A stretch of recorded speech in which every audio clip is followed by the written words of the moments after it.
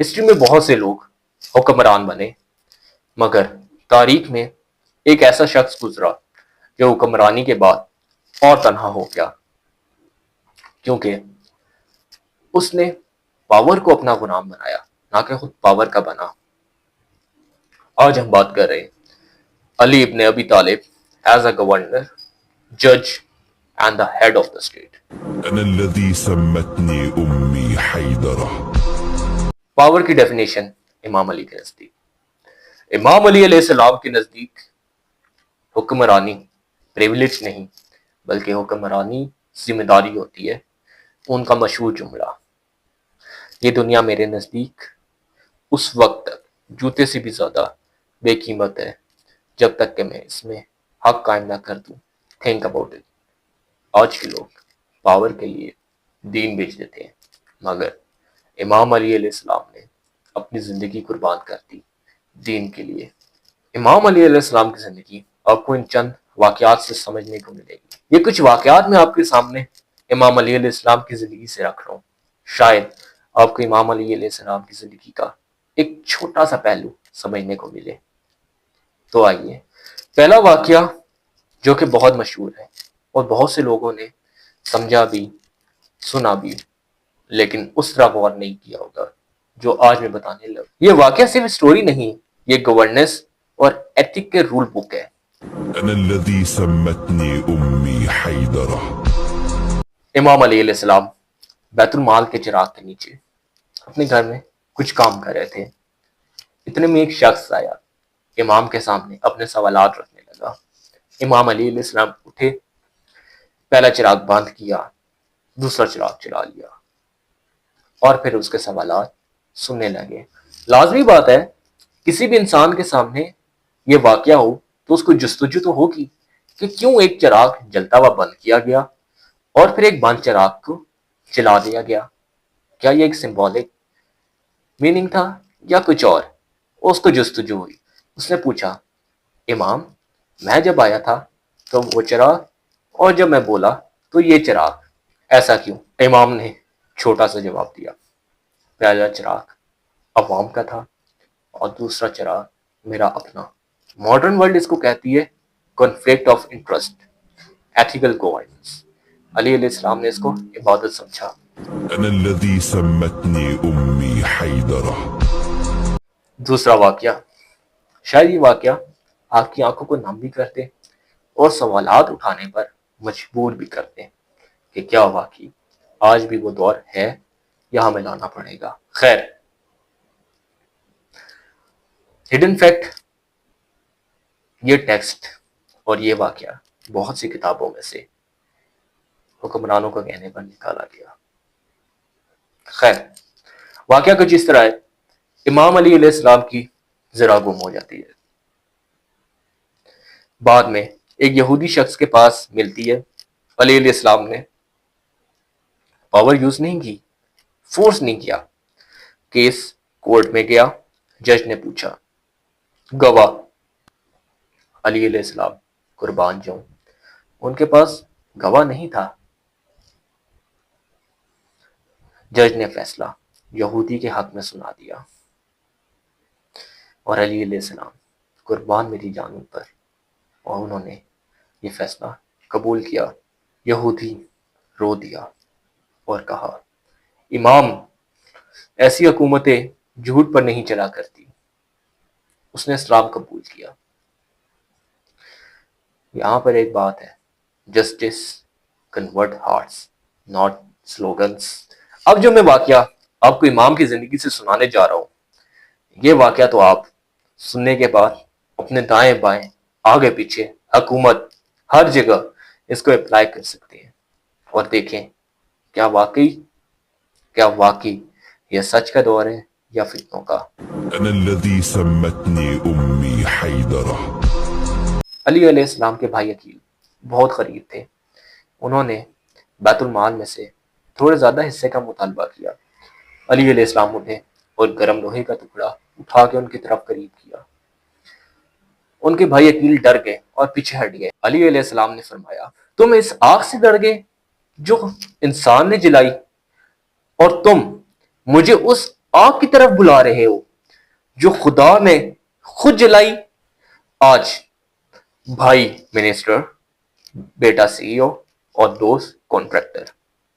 علی علیہ السلام کے لیے لا، دین، اسلام بلڈ لائن سے بہت اوپر تھا. أنا الذي سمتني أمي حيدرة. علی علیہ السلام ایک ایسے خلیفہ تھے جن کو آپ راتوں کا حکمران کہے تو غلط نہ ہوگا.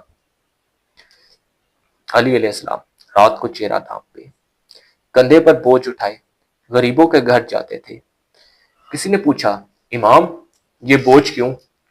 امام علی نے فرمایا، یہ بوجھ شاید قیامت کے روز میری گواہی دے گا. بے شک جب امام علی علیہ السلام کو ان ظالموں نے شہید کر دیا تو لوگوں نے کہا، یہ تو وہی شخص تھا جو چہرہ ڈھانپے چپکے سے ہمیں کھانا کھلایا کرتا تھا، یتیموں کو پالا کرتا تھا، بے سہاروں کا سہارا تھا. امام علی نے ویلفیئر اسٹیٹ بنائی جب ویلفیئر تھیوریز ایگزسٹ بھی نہیں کرتی تھی.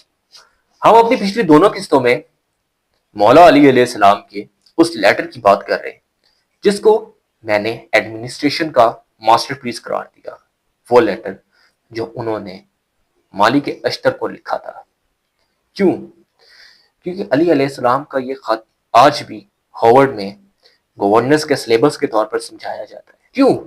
کیونکہ اس کے کچھ کی پرنسپل ایسے ہیں جو آج کے حکمرانوں کو جاننا بہت ضروری ہے، جیسے کہ غریبوں کو پرائیورٹی سمجھنا، مائنورٹی رائٹس کو بڑھانا، آفیسرز کی اکاؤنٹیبلٹی اور پبلک کریٹیسزم لاؤ.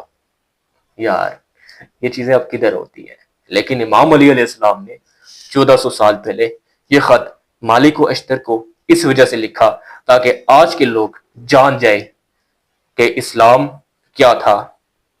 علی علیہ السلام لکھتے ہیں، یا تو لوگ دین میں تمہارے بھائی ہیں یا تو انسانیت میں برابر. علی علیہ السلام کا یہ خالی جملہ اسلام کو ایکسٹریمزم سے ڈیفینڈ کرتا ہے. آئیے ویڈیو کے آخری واقعے کی طرف نظر ڈالتے ہیں جو کہ اس دور کے حکمرانوں کو پسند نہیں آیا تو آج کے حکمرانوں کو کیسے پسند آ سکتا تھا. أنا الذي سمتني أمي حيدرة. علی علیہ السلام کو خبر ملی ایک گورنر نے بیت المال میں خیانت کی. علی علیہ السلام نے لکھا، اگر تم نے ایک دھرم بھی نجائز لیا ہو تو خدا کی قسم میں تمہارا ایسا حساب لوں گا کہ تم فقیر ہو جاؤ گے. نو پرسنل ریپوٹیشن، نو کور اپ، نو سلیکٹو جسٹس، جسٹ انصاف، انصاف اور صرف انصاف. پھر کیوں نہ وہ اس دور کے ایلیٹس کو برے لگے. یہاں سوال آتا ہے، علی علیہ السلام اکیلے کیوں ہو گئے؟ کیونکہ علی علیہ السلام کا ماڈل ہی آنیسٹی، ٹرانسپیرنسی، ایکول رائٹس پر تھا. پرابلم ایلیٹس کو فائدہ نہیں ہو رہا تھا نا یار، اسی لیے سپورٹ کم ہوتا گیا، پولیٹکس ان کے خلاف ہو گئی اور سچائی کو آہستہ آہستہ مارا گیا. یہاں سے مسلم گورننس کا زوال شروع ہوا.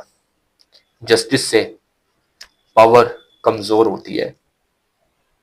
یہ فتنہ اور جھوٹ بھی یہیں سے پھیلایا گیا. شہادت اور علی علیہ السلام کی خلافت کا خاتمہ.